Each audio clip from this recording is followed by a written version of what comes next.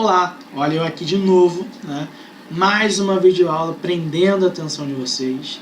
Espero que eu esteja aprendendo para o bem e que vocês estejam, né, absorvendo aquele conteúdo, né, que eu estou querendo passar para vocês aqui, mas que eu queria estar passando, né, presencialmente, mas infelizmente o momento não permite e quem sabe, né, logo mais a gente vai poder fazer isso em sala de aula, né, que eu imagino que muitos de vocês não estejam mais aguentando. Mas enfim, né, estou aqui para falar da aula de Sociologia, né, Sociologia. Já olhou pra alguém e pensou, o que passa na cabeça dela? Churrasqueira controle remoto. Aperta o número 1, liga. Ligou. Puta vida. E agora é pra desligar essa merda aí, meu. Bora, ligou. E agora desliga. Tá pegando fogo, bicho. Chama o bombeiro lá. Não, perdão, gente. Confundi. Estou gravando 3 aulas ao mesmo tempo, né? Mesmo tempo não, no mesmo dia, né? Olha a série de confusões que eu estou fazendo aqui. Mas enfim, eu estou gravando as nossas 3 aulas da semana no mesmo dia, né? Então, muita coisa na cabeça. E aí, hoje a gente vai falar aqui agora, nesse momento, sobre a nossa aula de filosofia, né? Passadas confusões, a gente vai falar da nossa aula de filosofia, onde a gente vai abordar a temática, né, de liberalismo e de democracia, tá? E aí, para a gente começar falando aqui sobre liberalismo e democracia, eu quero iniciar da gente pensando na Europa da Idade Moderna, tá? Toda vez que a gente vai falar em Europa da Idade Moderna, obrigatoriamente, gente, a gente tem que pensar que uma das principais características desse período era a existência dos estados nacionais modernos absolutistas, ou seja, das monarquias absolutistas. Sobre o que é uma monarquia absolutista, eu recomendo para quem não sabe, tá, assistir primeiro a aula de Sociologia, porque lá eu falo sobre a monarquia absolutista, porque o nosso tema lá é sobre monarquia, república e anarquismo. Então lá eu falo um pouquinho sobre o que é uma monarquia absolutista. Mas também não há problema nenhum se você quiser assistir só depois, né? Então anota aí no caderninho monarquia absolutista e depois que você terminar essa aula aqui, você vai lá e assiste e acompanha o que a gente está trabalhando. No entanto, tá? Na Europa existia como principal característica a ideia das monarquias absolutistas. No entanto, lá por volta do século XVIII, ou seja, entre 1701 e 1800, a gente vai observar no continente europeu, principalmente, a existência do que a gente coloca como o século das luzes. Por que a gente coloca que naquele período ali vai acontecer o que a gente tem como século das luzes? Vai ser justamente nesse período que vai surgir o Iluminismo. O Iluminismo foi um movimento, né, intelectual, um movimento ideológico, que ele teve como principal característica, né, ser contrário ao regime absolutista e as suas vertentes e as suas características. Então, o movimento iluminista, ele era um movimento que prezava pelo uso da razão, pelo uso da experimentação, né? Ou seja, era um movimento de cunho intelectual para bater de frente com todas aquelas características, com todas aquelas premissas que não tinham nada de racionais dentro do modelo absolutista. Tá? Então, era um movimento que prezava pela ideia da liberdade, era a ideia do liberalismo. Então, a gente vai observar que vai prezar pela ideia do liberalismo político, ou seja, o fim, né, do Estado absolutista, das monarquias absolutistas, e vai prezar também pela ideia de um liberalismo econômico, ou seja, ele vai começar a prezar pela ideia de uma não interferência do Estado na economia. Tá? Dentro desse século das luzes, a gente vai observar que vai ter, né, alguns eventos extremamente importantes. O primeiro evento que a gente vai observar, né, nesse século das luzes vai ser o movimento da Revolução Industrial. Né? A gente já trabalhou, inclusive, né, falou um pouquinho sobre a ideia de Revolução Industrial nas nossas aulas presenciais. Tá? E aí, quando a gente estava falando de Revolução Industrial, eu lembro que a gente comentou que a Revolução Industrial representou, né, a gente pode começar a dizer assim, o início da exploração de uma classe em detrimento de outra. Tá? Ou seja, a gente vai observar que a Revolução Industrial ela começou a significar, ela começou a representar para a gente o início da exploração da classe burguesa em relação à classe proletária, à classe operária que vinha surgindo. Porque na Revolução Industrial a gente vai começar a observar que vai ter o surgimento das indústrias como a gente conhece. Tá? E aí isso aconteceu lá no século XVIII. Quando a gente entra no século XIX, a gente vai observar que vai começar a ter uma intensificação de diversas exigências democráticas. Ou seja, começa a se exigir cada vez mais no mundo, né, uma ideia de uma democracia. Muito dessas exigências, muito desse pensamento, né, de buscar, né, a ideia de uma democracia cada vez mais clara, vinha por conta, né, dos resultados que a Revolução Francesa de 1789 ela trouxe para a gente. Tá? Então, o que a gente vai observar? Que naquele período ali de Revolução Francesa, que foi uma revolução burguesa, antes de tudo a gente tem que entender essa ideia, que a Revolução Francesa foi uma revolução burguesa. Então ela exigiu uma liberdade para a classe burguesa. Ela exigiu uma maior participação política para a classe burguesa. Tá? Então a gente tem que começar a pensar justamente nisso. E aí, como resultado da Revolução Francesa de 1789, a gente vai ver que lá no início do século XIX, tá, a gente vai notar que vai ocorrer uma expansão, né, uma intensificação dessas exigências democráticas, dessas exigências de liberdade que o iluminismo trazia. Tá? Vai ser nesse contexto, tá, que os operários, eles, por conta da exploração, eles vão buscar cada vez mais uma intensificação da democracia, uma intensificação da liberdade para eles. Ou seja, a partir daquele momento, a gente vai notar que passou a se exigir cada vez mais uma igualdade, tá? Ou seja, uma extensão da liberdade. Por quê? As revoluções industriais e a Revolução Francesa, ela trouxe uma liberdade para apenas uma parcela da sociedade. Ou seja, ela trouxe a liberdade apenas para a classe burguesa. Ou seja, a classe camponesa, a classe operária, ela continuou sendo explorada, ela continuou sem direitos. Então, quando a gente observa que a Revolução Francesa ela ocorre, ela vai estender, ela vai gerar uma exigência cada vez maior desse processo de liberdade, desse processo de democracia, vamos dizer assim.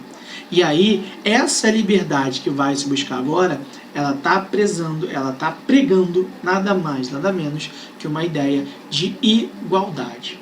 Não à toa, a gente vai começar a observar que por conta disso vão surgir dois liberalismos. Tá? E esses dois liberalismos a gente vai começar a trabalhar a partir de agora. Mas como eu já fiz na outra aula, para quem assistiu o primeiro Sociologia, tá? O que a gente vai fazer? A gente vai dar uma pausa para vocês começarem a pensar, para vocês beberem uma água, tá? A voz até falhou aqui, para vocês beberem uma água, e aí já a gente volta, que eu vou aproveitar para beber água aqui também, porque a voz já está falhando.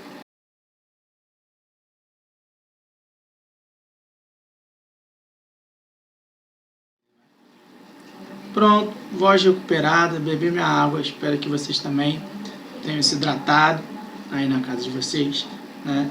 Aproveitei, botei meu óculos novo, não me adaptei. Enfim, vamos prosseguir aqui com a nossa aula, né?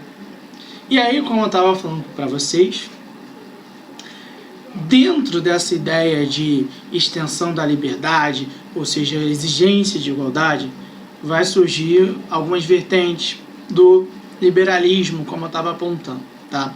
E aí, eu vou ler aqui para vocês o que eu botei no papelzinho aqui. Então, a partir dessa existência, né, de um modelo defendendo a ideia de igualdade, ou seja, a ideia da liberdade, vai surgir o que a gente aponta como o liberalismo democrático, tá? O liberalismo democrático, ele tinha como pauta algumas coisas que eu vou ler aqui agora, tá? Primeiro, a defesa do sufrágio universal. Segundo, a ampliação das formas de representação. Terceiro, a ideia de uma liberdade de imprensa. E o quarto e último ponto, uma educação pública e gratuita para todos. Então o liberalismo que começa a surgir a partir daquele momento ali na Europa, ele vai pregar, ele vai defender justamente essas ideias, tá? E aí, esse liberalismo democrático, ele pode ser dividido em duas vertentes, tá? Em dois grandes grupos. O primeiro grupo é do liberalismo democrático conservador, tá? E o segundo grupo é o do liberalismo democrático radical. Então, o liberalismo democrático conservador, nele não vai prevalecer a ideia de igualdade, tá? Então vai ser um liberalismo que ele vai prezar, tá? Por uma ideia de uma diferenciação entre as classes existentes dentro da Europa ainda. Então a gente vai notar que dentro desse liberalismo, né, vai predominar, vai prevalecer as ideias, os ideais de uma classe burguesa que tinha conquistado os direitos a partir da Revolução Industrial, a partir da Revolução Inglesa, que a gente também falou lá na aula de Sociologia, a partir da Revolução Francesa. Porém, ele não quer estender, tá, essa ideia, esse ideal de igualdade para a sociedade como um todo. Então, ele quer predominar. O que a gente vai observar a partir de agora, que vai existir, né, pelo menos no campo teórico, uma ideia de uma liberdade, de uma igualdade no campo político, no campo jurídico, mas ele não quer estender essa liberdade para outros setores e para a sociedade como um todo. Da mesma forma, no outro lado a gente vai observar de um liberalismo democrático que a gente chama de radical. Eu não gosto de utilizar o termo radical porque é o liberalismo que eu acho correto, no qual dentro desse liberalismo, que é o correto, que é o necessário, que é o importante que deve acontecer, ele exigia uma igualdade e a extensão de todos os benefícios para a sociedade como um todo. Então ele está pregando aqui de fato que toda a sociedade ela tem igualdade e que ela tem liberdade. E aí vamos deixar claro aqui, isso é extremamente da gente começar a apontar, importante da gente começar a apontar, importante da gente falar. Quando a gente coloca no campo sociológico, histórico, no campo filosófico, ou seja, na área dos direitos, na área das ciências humanas, tá? Toda vez que a gente fala de igualdade, essa igualdade que a gente aponta, essa igualdade que a gente coloca, a gente não está querendo dizer que todas as pessoas sejam iguais efetivamente, umas iguais a outras, tá? É uma igualdade que você tenha, né, condições semelhantes para as pessoas, né, desfrutarem das suas próprias individualidades. Então, assim, se quer condições, se defende condições iguais para as pessoas terem as suas individualidades, desfrutarem das suas individualidades, tá? Então, assim, é permitir com que as pessoas possam alcançar, vamos dizer assim, o sucesso partindo de um mesmo local, né, sem diferenciações, tá? Então, quando se coloca essa extensão de liberdade, né, de benefícios para a sociedade como um todo, né, a gente vai observar justamente isso. Até aqui, gente, tranquilo? E aí, agora a gente vai começar a ver, tá, sobre o liberalismo inglês e o liberalismo francês que vão surgir, tá? Então, mais uma pausinha na nossa aula e aí a gente começa a falar do liberalismo inglês. Tudo bem, gente? Então, dá um descansinho e a gente segue já já para o liberalismo inglês. Partiu!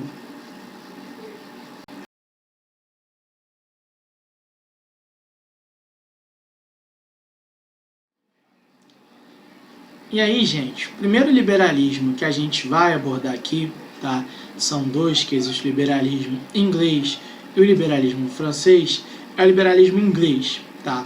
Esse liberalismo, ele tem dois principais representantes que eu poderia falar para vocês, que é o Jeremy Bentham e o Stuart Mill. No caso, na aula de hoje, tá? A gente só vai falar em relação ao Jeremy Bentham. Por quê?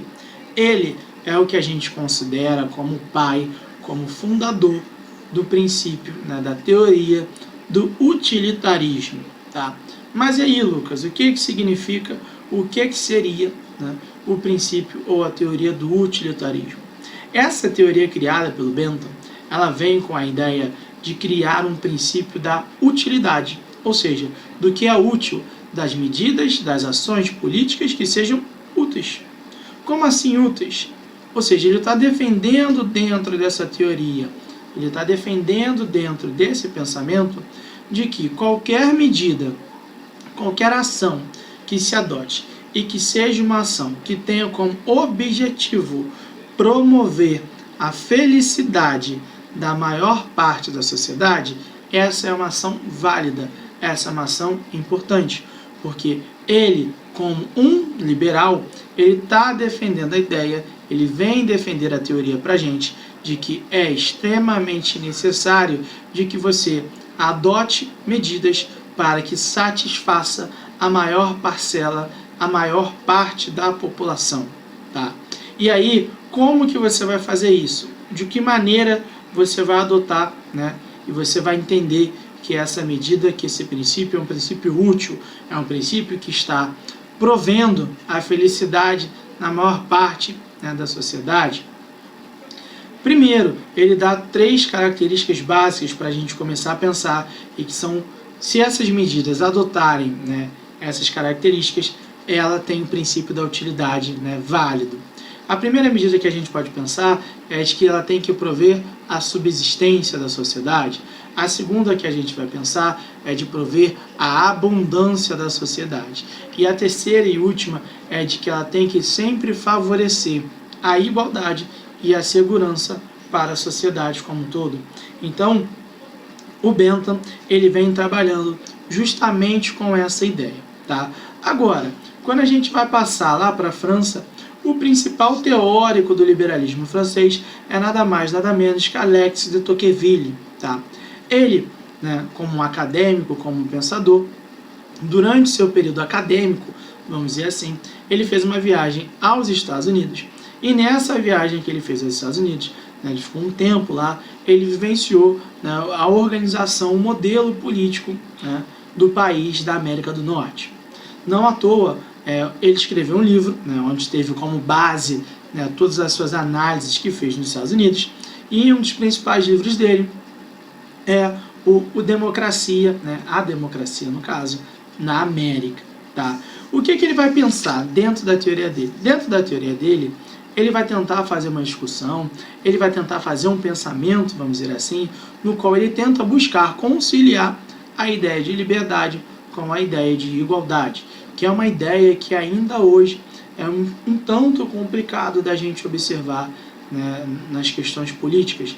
Muitas pessoas não conseguem entender ou não querem entender de que é possível sim você conciliar a liberdade com a igualdade. É complicado? É complicado, é óbvio, mas há uma possibilidade da gente fazer essa união, tá? Isso não é papo para a gente discutir aqui, até por conta do tempo que a gente tem. Mas, enfim, ele tentou fazer essa discussão.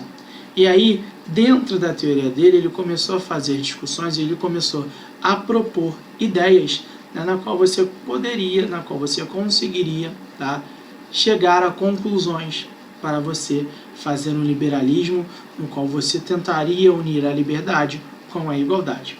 E aí, mesmo, né, dentro desse pensamento dele, ele tinha um temor de que se você concentrasse o poder nas mãos de um governante, né, para você tentar adotar a ideia de liberdade e igualdade, se você concentrasse de forma muito forte esse poder nas mãos de um governante, isso poderia gerar, né, o que ele chama de uma tirania, tá? Ou ele vai apontar como uma sociedade de massas, que vai levar, de certa forma, a uma tirania da maioria. Ou seja, ele aponta que se isso acontecesse, obviamente dentro do pensamento dele, isso iria gerar, dentro de uma ideia de uma sociedade de massas, um pensamento de que existia uma liberdade, de que existia uma igualdade, mas que na prática isso não ia ser vivenciado. Porque se é uma tirania, a gente tem que notar, a gente tem que pensar que existe uma ideia, né, de falta de liberdade. Mas por conta, né, de uma sociedade de massas entender do ponto de vista cognitivo, do ponto de vista intelectual, de que aquele modelo é bom, que aquele modelo é perfeito, né, começaria a se imaginar justamente essas questões. Então Alex de Tocqueville, ele começa a ficar preocupado dentro da teoria dele.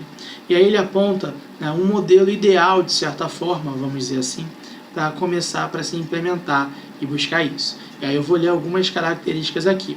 A primeira característica que ele coloca é de que deveria ter, né, a questão da promulgação de leis. Só que essas promulgações de leis teriam que garantir as liberdades fundamentais, tá?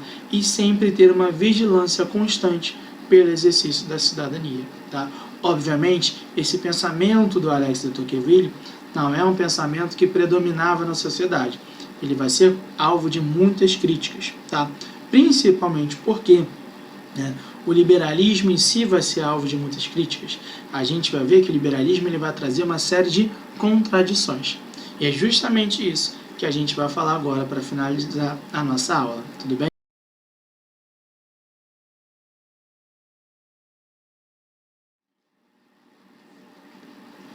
E aí agora a gente chega na nossa última parte da aula de hoje, tá? De filosofia, no qual a gente vai trabalhar, a gente vai falar um pouquinho, né, rapidinho, sobre a ideia das contradições do liberalismo. Por quê? Assim que o liberalismo ele surge, gente, lá por volta do século XVIII, no século das luzes, como eu apontei para vocês, esperava-se ou acreditava-se que ele seria uma ideologia, né, que iria implementar o ideal de liberdade, um ideal de igualdade cada vez mais intenso. De fato, né, nos momentos iniciais, quando começa a ocorrer essa expansão, né, após a Revolução Francesa, a gente vai ver que, de certa maneira, vai haver sim uma extensão, né, desses ideais de igualdade, ideais de liberdade.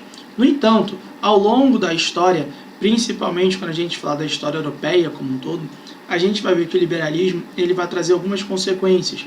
Por quê? Ele vai começar a prezar, né? Ele vai começar a prezar principalmente, tá, pela ideia que a gente tem que pensar de uma não interferência do Estado na economia. Então ele vai começar a ter, né, um modelo no qual o Estado não interfere diretamente na economia, e o Estado, ao não interferir diretamente na economia, a gente vai notar que ele vai se caracterizar, né, ele vai ter como uma das principais características uma intensificação cada vez maior da força burguesa. Então a burguesia, né, através da figura das empresas, elas vão crescer cada vez mais.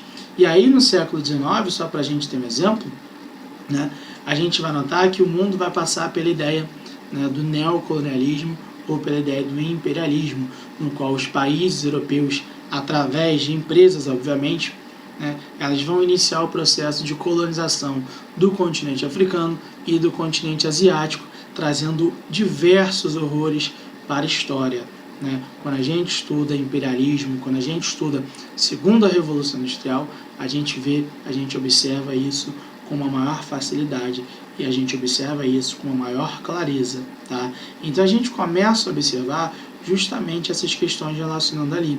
E aí o imperialismo ele vai ser extremamente prejudicial, vai trazer diversos danos, vai trazer diversas diferenciações. Aquele modelo que era para trazer a liberdade, que era para trazer a igualdade, na prática a gente vai ver que isso não vai acontecer. Ele vai gerar um nível de exploração muito alto dos europeus em relação a países asiáticos e em relação a países africanos. Além disso, essa ideia do liberalismo, um liberalismo cada vez mais intenso que vai ocorrer na Europa, a gente vai observar que vai ser dos fatores que vão levar à Primeira Guerra Mundial e a uma crise lá no ano de 1929. Então aquele liberalismo que surge no início, né, como uma ideia de liberdade, de igualdade, ao longo do tempo, com o passar do tempo, vai começar a apresentar uma série de contradições. Isso não significa que seja um modelo que tem que ser, né, exterminado, né, depende das concepções ideológicas das pessoas, né, mas o liberalismo, assim como qualquer ideologia, como assim, qualquer movimento, ele vai apresentar suas contradições, ele vai apresentar os seus problemas. E aí esses problemas, a gente entende que no século XIX, no século XX, eles vão ser extremamente prejudiciais, eles vão ser extremamente negativos. beleza? Então, o que a gente tinha para falar em relação ao liberalismo, gente, é basicamente isso. Eu espero que vocês anotem, né, que busquem fazer os exercícios que eu vou passar, né, que eu vou enviar para vocês também, tá bom, gente? E aí, né, tem mais uma aulinha para eu gravar hoje, né, que é a aula de história de vocês, né, e aí a gente finaliza, né, por essa semana aqui, tá? Então não deixem de assistir as nossas 3 aulas, tá? Vocês vão perder um tempinho legal, não vão perder, vocês vão ganhar um tempo, né? Mesmo vendo meu rosto aqui, vocês vão ganhar um tempinho, né, e vocês vão ganhar conhecimento, que é o mais importante de tudo, tá bom, gente?